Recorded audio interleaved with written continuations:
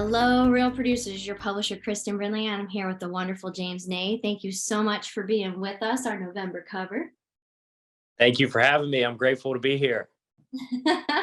Well, I was looking forward to this interview. So, you have, since 2016, James, you've already sold $267 million in real estate as a solo agent, doing that much business, 59 million on track for 2022. Gosh, 2021, 52 million. NAR's 30 under 30 is quite a milestone. People are really proud of that one. Real Trends, dude, number 2 in the state of Virginia for units as a solo agent is a big deal. And number 99 based on units in the country. Like yeah, nice job. Nice job. No wonder you're on the cover, and you've only been around since 2016. So, and featured on HGTV House Hunters. I might ask you a couple questions about that because that's super fun. So, you could do anything. You're a smart guy. Why real estate? Tell us how this happened. How'd you get into this? Yeah, so born and raised in Richmond and went to Old Dominion University, studied economics, came right back to Richmond, Chesterfield area. My father spent some time in real estate when I was younger with Long and Foster. And at the time after college, I was in the personal training industry at Gold's Gym, was training there. I was working downtown as a bouncer. I was also doing construction work like decks and gutters and miscellaneous things. So I was working 7 days a week, just constantly with not a ton to show for it as far as finances went. And I had a couple mentors that were in real estate. So a client of mine at the gym, who is my broker now, she kept saying like, you'd be really good. You should definitely do it. And so kind of took that leap of faith. Took a while to save up. I wanted to have like a $10,000 buffer fund because I knew that even if I was successful, I wasn't going to see a paycheck right away. Smart move. Yeah. So that's kind of the how I transitioned into it, was that push from a couple mentors. What do you think has been, most rewarding, and like what's been most challenging as a realtor for you? Most rewarding is just, the kind of cliche work, working with buyers and finding that dream home. And, I've had clients in tears at closing. Like, I never thought this was going to be an opportunity for me or my family. We rented for 10 years. That would be the rewarding side, just that emotional connection you have with your clients and being able to serve a number of families. And challenging, I would say, is definitely for me is work-life balance. As we all know that are in the real estate industry, it is easy to uh, kind of make it your identity as you're a realtor, and you kind of forget everything else outside of that. So that would be the biggest challenge for me. You sound pretty darn smart. You've caught the life balance situation already, and you just that's awesome. A lot of people, it takes a long time, it seems like. Tell us a little bit more about like maybe how real estate fits in your dreams and goals. Like how does this shape up? What does the future look like for you? I am still in the honeymoon phase, however many years, 6, 7, however many years I've been in it. I'm still in that honeymoon phase where I get so excited every single deal that I'm putting together. It's almost like a high of being a deal maker and being able to serve folks. And so right now, no change as far as like I just want to full steam ahead, lean into it, work 7 days a week. I'm still excited about that.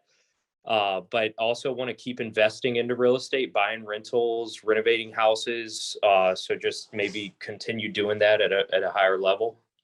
What about like what is the definition of success to you, James? What does success mean to you?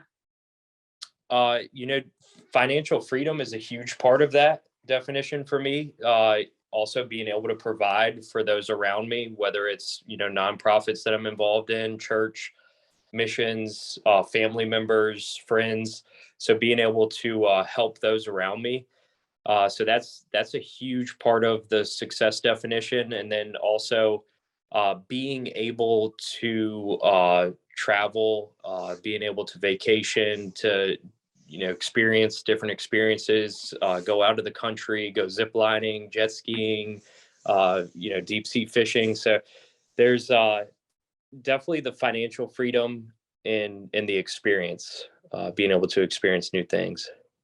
Well, speaking of financial freedom to experience things, like what about your family? Tell us a little bit about your family and where you come from. Maybe some things y'all like to do together. Yeah, tell us about your family, James.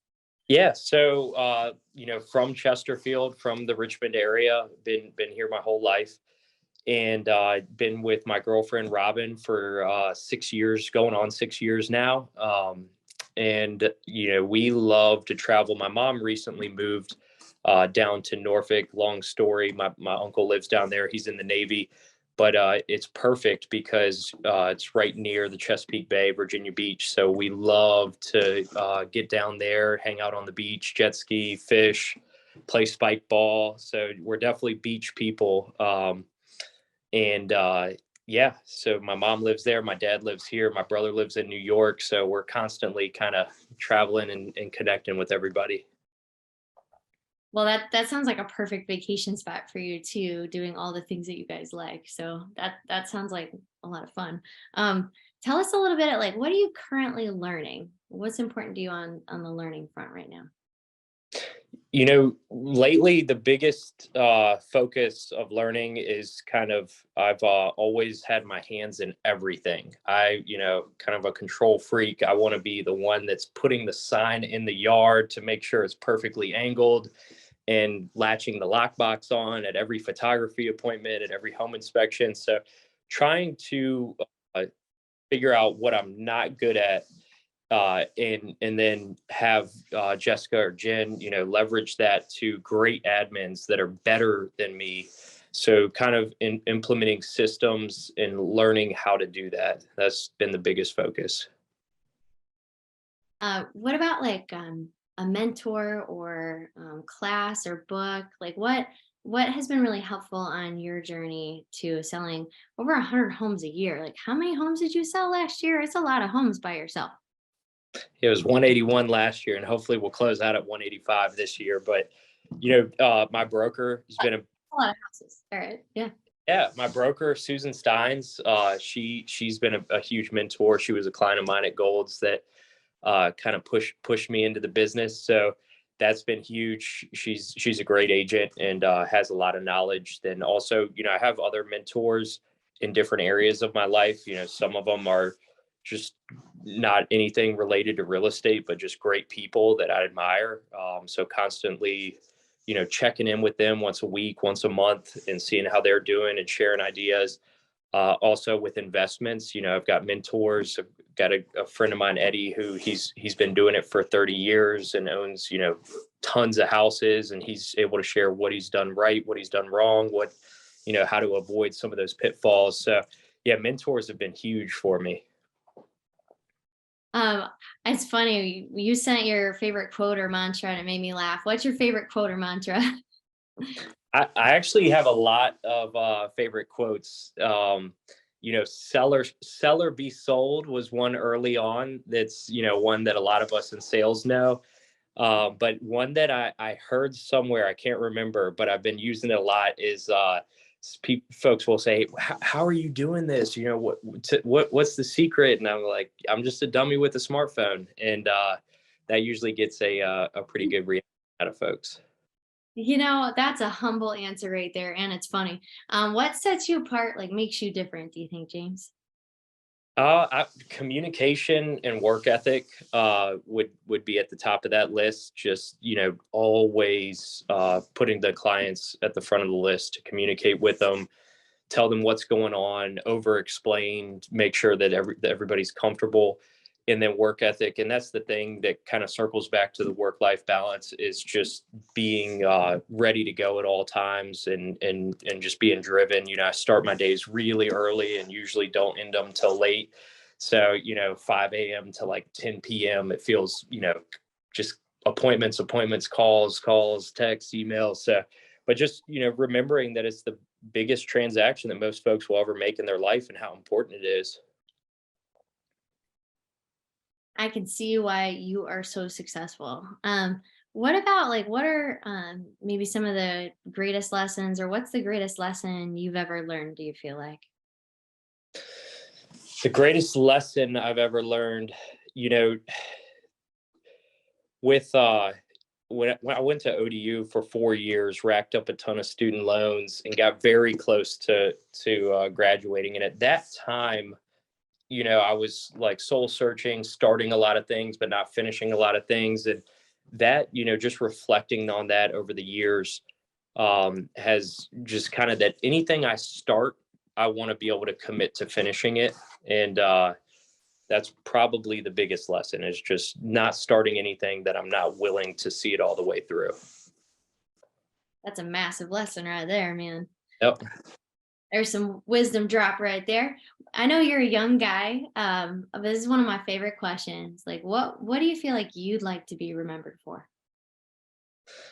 Kind of circles back to that last question, is, being a man of my word. If I say I'm going to do something, that I did it.